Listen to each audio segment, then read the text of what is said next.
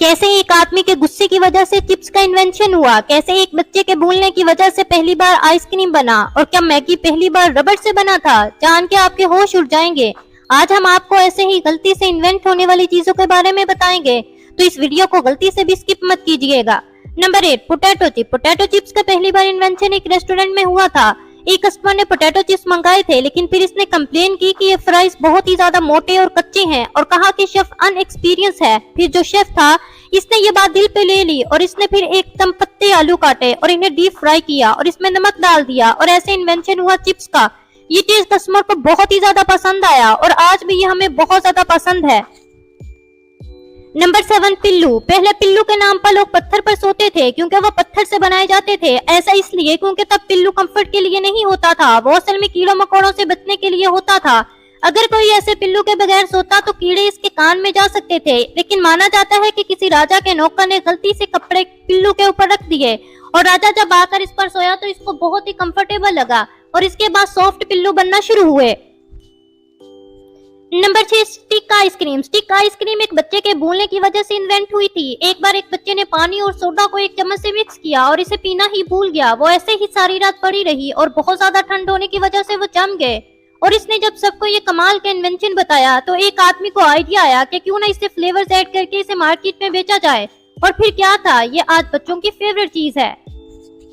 Number 5, frisbee game. Frisbee game तो आपने देखा ही होगा, लेकिन पहले ये खाना डालने के लिए एक प्लेट हुआ करती थी। विलियम फ्रीज पी नाम का एक शख्स था जो कि एक केक बेचा था, और इसे बेचने के लिए वो एक प्लेट का इस्तेमाल करता था। फिर एक बार कुछ बच्चे इस केक को खाने आए, और खाने के बाद वो इस प्लेट से खेलने लगे, और इन्हें इतना मजा आया कि वो रोजाना बस इस प्लेट की वजह से यहाँ पर केक खाने आते और बाद में इस प्लेट के साथ खेलते। उन्होंने इस गेम का नाम फ्रीज पी रख दिया।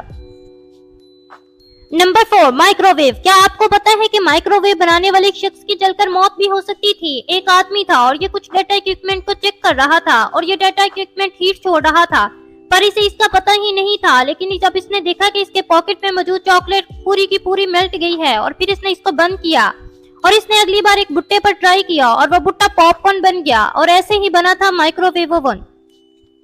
Tea bags. टी बैग्स 1930 में थॉमस नाम का एक आदमी था जो कि चाय को बेचा करता था, लेकिन इसके पास इतने पैसे नहीं थे कि वो टी बैग्स को बड़े बड़े बॉक्सेस में बेच सके और अच्छी पैकेजिंग कर सके, और वो अपनी चाय की क्वालिटी भी अच्छी देना चाहता था। इसलिए इसने पैसे बचाने के लिए अपनी चाय को ऐसे बेचना शुरू किया। छोटे छोटे पैकेट्स में लोगों को लगा कि ये टी बैग को अच्छी तरह से मिक्स करने के लिए है, लेकिन थॉमस ने इसे पैसे बचाने के लिए यूज किया था। लेकिन ये मिक्सिंग का काम अच्छे से कर रहा था, और ये एक नया इन्वेंशन भी था, तो इससे कस्टमर्स को कोई प्रॉब्लम भी नहीं था। Number 2, Maggi.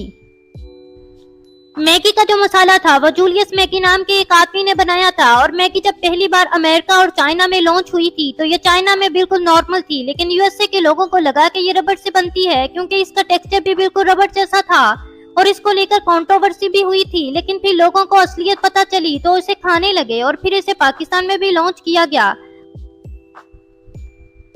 Number 1, bubble raps.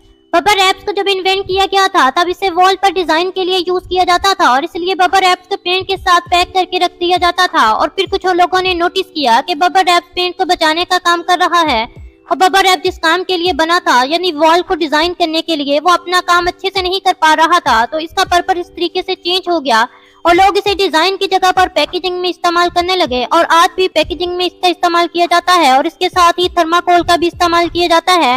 लेकिन थर्माकोल के बैन होने के बाद बबल रैप्स का इस्तेमाल बढ़ गया है।